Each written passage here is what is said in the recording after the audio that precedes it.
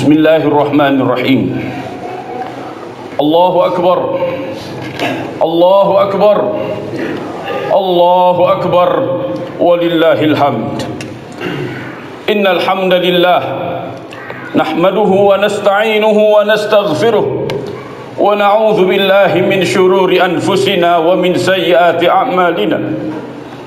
May yahdihillahu fala mudilla lahu ومن يضلل فلن تجد له وليا مرشدا اللهم صل وسلم وبارك على هذا النبي الكريم نبينا ومولانا وشفيعنا محمد صلى الله عليه وسلم وعلى آله وأصحابه ومن اتبعه ومن سار على نهجه إلى يوم الدين أشهد أن لا إله إلا الله وأشهد أن محمدا عبده ورسوله الذي لا نبي ولا رسول بعده أما بعد فيا عباد الله أوصي نفسي وإياكم بتقوى الله فقد فاز المتقون كما قال الله تعالى في كتابه الكريم وهو أصدق القائلين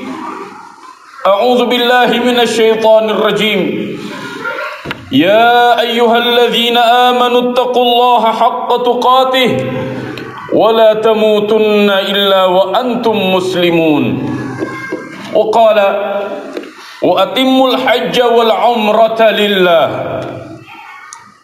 وقال النبي صلى الله عليه وسلم حج مبرور ليس له جزاء إلا الجنة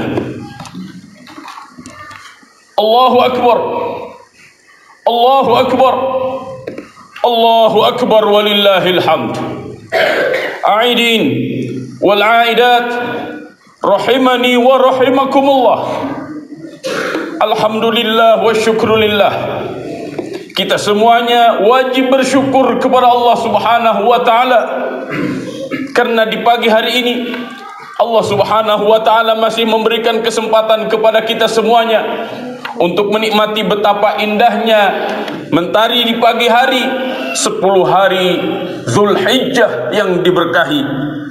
Kita masih bisa mendengar lantunan takbir 2 miliar manusia seluruh dunia melantunkan Allahu Akbar, Allahu Akbar, Allahu Akbar walillahil hamd, mengagungkan asma Allah Subhanahu wa taala, menginstal pada dirinya bahwa tidak ada yang akbar kecuali hanya Allah Subhanahu wa taala. Hati kita bergetar dengan Islam, hati kita bergetar dengan iman. Semoga Allah Subhanahu wa taala semakin kokohkan Islam yang ada di batin kita, iman yang ada di hati kita, dan semangat yang akan senantiasa terus ada dalam jiwa raga kita untuk senantiasa taat kepada Allah Subhanahu wa taala. Allahu Akbar, Allahu Akbar, Allahu Akbar walillahil hamd. Salawat dan salam semoga senantiasa tercurah kepada Rasulullah sallallahu alaihi wasallam, kepada keluarganya, para sahabatnya, tabi'in, atba'ut tabi'in, kepada seluruh para ulama pejuang di mana saja. Semoga Allah Subhanahu wa taala jadikan kita pengikut setia Nabi Muhammad sallallahu alaihi wasallam sepanjang hayat kita. Semoga akhir hayat kita dalam kondisi husnul khatimah. Semoga Allah Subhanahu wa taala pertemukan kita semuanya dengan Rasulullah sallallahu alaihi wasallam kelak di yaumul hisab, mendapatkan syafaatul uzma darinya, dan Allah Subhanahu wa taala perkenankan kita semuanya memasuki surga Firdausil A'la bersama-sama tanpa hisab. Allahumma amin. Ma'asyiral muslimin, a'idin wal 'aidat, rahimani wa rahimakumullah. Bagi saya secara pribadi, Idul Adha kali ini adalah Idul Adha yang sangat spesial. Setelah 22 tahun saya berkeliling seluruh Indonesia dan beberapa negara di seluruh dunia, usia 40 tahun hari ini, ketika almarhum bapak saya sudah tiada, saya diperkenankan oleh Allah Subhanahu wa taala masih bisa melaksanakan salat Idul Adha di masjid ini, di kampung ini. Semoga Allah Subhanahu wa taala jadikan ini adalah asbab hidayah bagi diri saya dan kita semuanya, dan asbab keberkahan bagi kampung kita yang kita cintai ini. Allahu akbar. Allahu akbar. Allahu akbar walillahil hamd. Ma'asyiral muslimin rahimakumullah. Jika kita perhatikan rangkaian ibadah haji dan perjuangan Nabi Ibrahim alaihissalam bersama keluarganya, maka kita akan mendapatkan dalam perjalanan kehidupan Nabi Ibrahim alaihissalam ujian demi ujian yang Allah Subhanahu wa taala berikan kepada Nabi Ibrahim alaihissalam.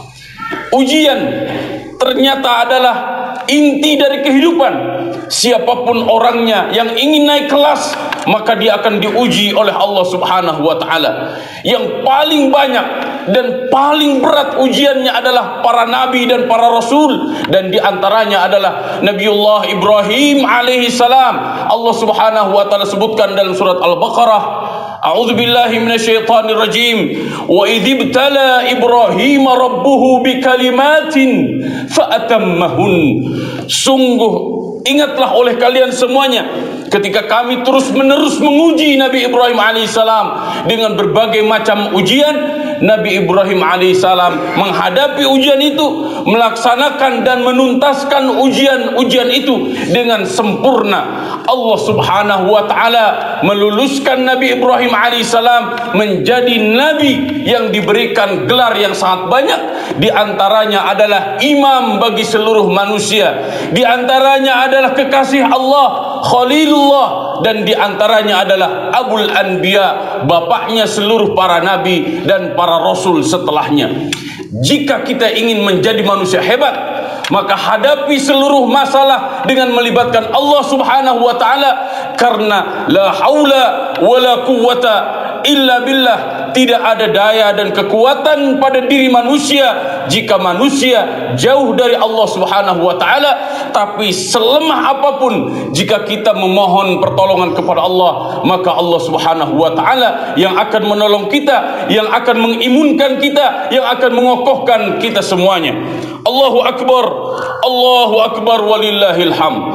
Bersyukur kita semuanya karena sampai hari ini perjuangan Nabi Ibrahim alaihi salam masih kita pegang melalui Nabi Muhammad sallallahu alaihi wasallam. Haji yang pertama kali secara sempurna dilakukan oleh Nabiullah Ibrahim alaihi salam.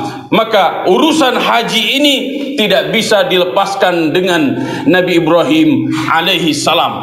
Bagaimana Nabi Ibrahim alaihi salam membangun Ka'bah, bagaimana Nabi Ibrahim alaihi salam menyimpan istri dan anaknya dekat Baitullah, bagaimana istrinya mencari air dari Safa ke Marwa. Safa artinya bersih, Marwa artinya harga diri. Karena siapapun yang menjaga kebersihan hatinya, kebersihan fikirnya, kebersihan lisannya dan tingkah lakunya, maka Allah Subhanahu wa taala akan hantarkan orang-orang tersebut pada harga diri mulia menurut Allah Subhanahu wa taala.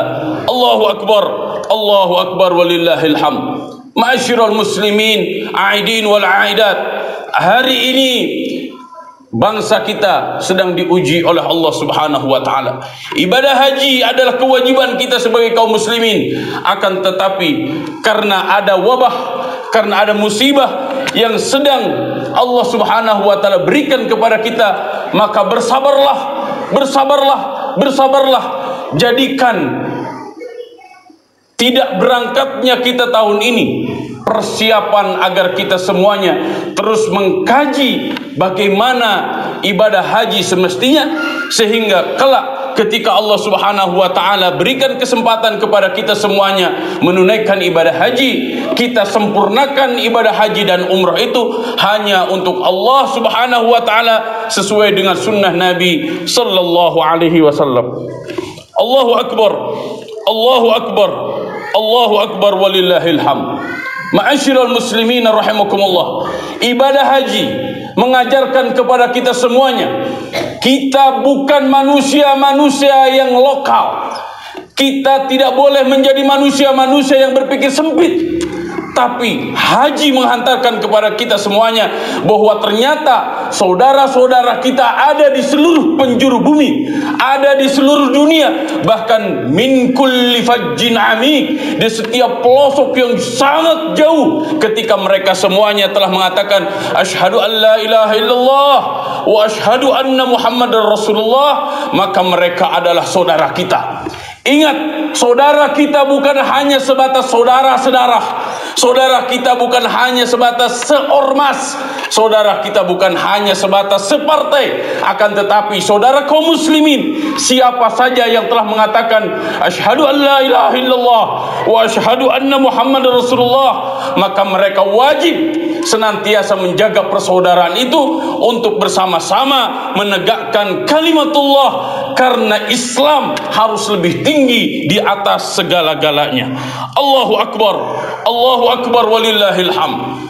Ada dua hal yang sangat penting untuk senantiasa kita perhatikan, yang ketika dua hal ini kita jaga, maka kita akan terjauh dari kehinaan dan kenestapaan. Apa dua hal itu? Yang pertama adalah hablun minallah.